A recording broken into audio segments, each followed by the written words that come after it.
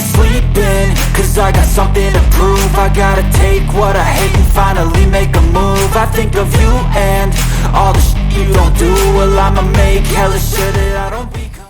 Salam Planter Indonesia. Assalamualaikum warahmatullahi wabarakatuh. Di sore hari yang berbahagia ini kembali The Brondol ingin menjelaskan salah satu pertanyaan dari sahabat The Brondol. Ada mbak-mbak bertanya, Pak Pendi, saya menanam bibit bersertifikat tapi kok hasilnya jauh beda dengan tetangga saya yang mau nanam abal-abal. Kembali lagi kepada para sahabat The Brondol, para petani dan para planter semuanya, bahwa ketika kita menggunakan bibit bersertifikat maka kita mendapatkan kelebihan adalah secara produktivitas. Artinya bibit bersertifikat secara produktivitas sudah tertakar atau sudah diteliti oleh balai yang mengeluarkannya. Namun bahwa produksi tanaman kelapa sawit dalam hal ini adalah panen itu sendiri tidak semata-mata oleh bibitnya. Masih banyak faktor lain yang akan mempengaruhi produktivitas.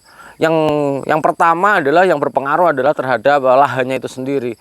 Baik kesesuaian lahan, kondisi lahannya, apakah lahannya itu lahan memiliki faktor pembatas apa. Ini akan menjadi faktor penentu produksi tanaman kelapa sawit itu sendiri. Jangan dikira bahwa dalam budidaya kelapa sawit hanya semata-mata bibitnya saja, bukan. Namun adalah kesesuaian lahannya. Bisa jadi kesesuaian lahan yang berbeda akan menghasilkan produktivitas yang berbeda. Ketika kita ngomongin kesesuaian lahan, maka kita akan membicarakan tentang faktor pembatas yang membatasinya. Ketika kita ngomong mineral, faktor pembatasnya juga banyak. Tidak hanya semata-mata antara mineral dan gambut saja, namun yang berpengaruh di dalamnya, baik secara mineral sama mineral saja, kesesuaiannya kadang-kadang beda. Karena faktor pembatasnya beda. Sebagai contoh, apakah mineral itu sering tergenang gara-gara luapan air? Kemudian faktor lahan yang berpasir juga akan menjadi faktor pembatas produktivitas. Begitu juga dengan pH tanahnya. Kemudian banyak hal berkaitan dengan kesesuaian lahan, kemiringannya, kemudian penggunaan lahan lainnya. Hal ini akan sangat berpengaruh terhadap produktivitas.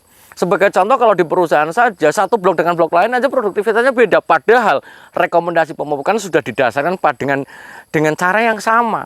Pemupukannya juga oleh pekerja yang sama. Itu saja hasilnya beda-beda gitu. Apalagi dengan kesesuaian lahan yang sangat berbeda. Ini adalah faktor yang pertama, adalah bicara tentang kesesuaian lahannya. Kemudian yang kedua adalah perawatannya.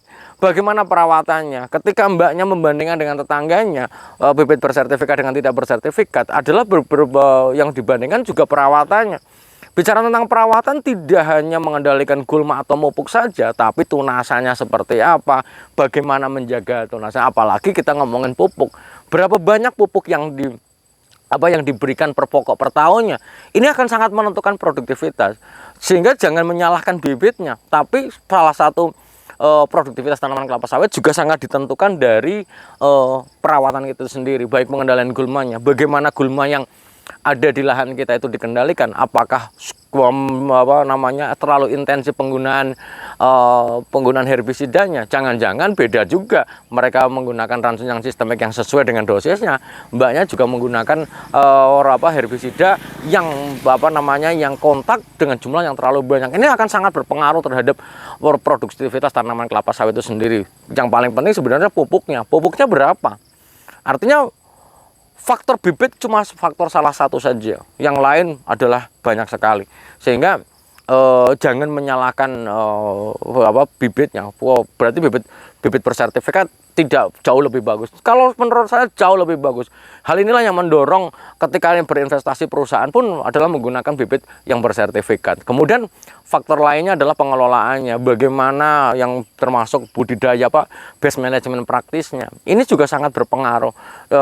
Bentuk lahannya juga sangat berpengaruh juga di dalamnya. Misalnya dia datar, kita miring, tapi kita miring tanpa mengendalikan jumlah total erosi yang terjadi di lapangan, juga kan sangat berpengaruh. Sehingga banyak hal dan faktor-faktor pendukung lainnya. Faktor pendukung lainnya yang seperti apa Pak Bendi? Faktor pendukung lainnya adalah misalnya ketersediaan LSD-Bius cameronicus yang terjaga. Ini akan sangat berpengaruh terhadap pembentukan brondolan.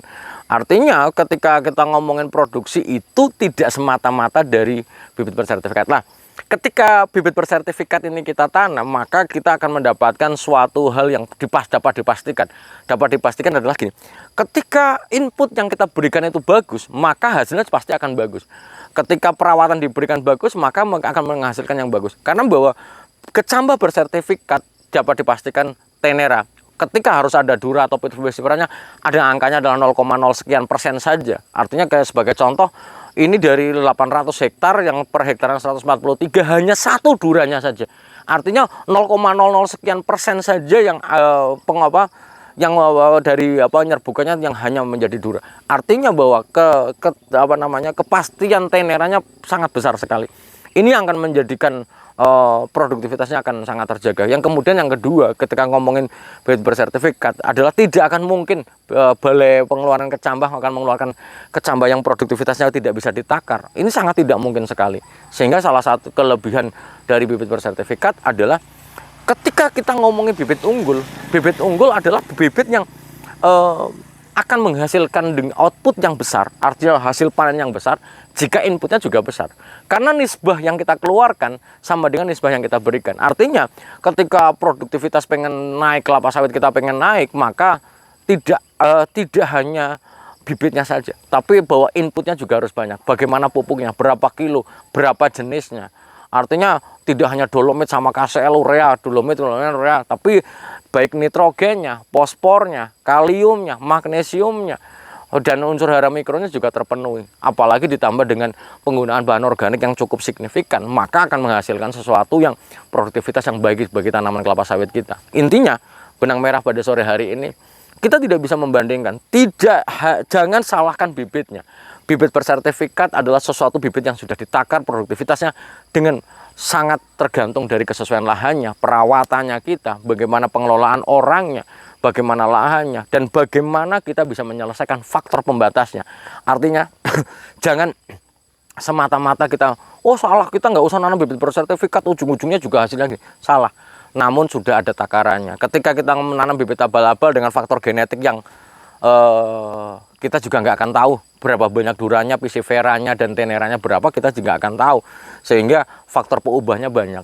Maka para planter dan para petani semuanya dan sahabat The Brondol yang saya cintai, marilah kita galakkan penanaman bibit bersertifikat untuk bisa menghasilkan sesuatu yang baik bagi lahan kita dan akan meneruskan pendapatan kita sebagai seorang petani kelapa sawit.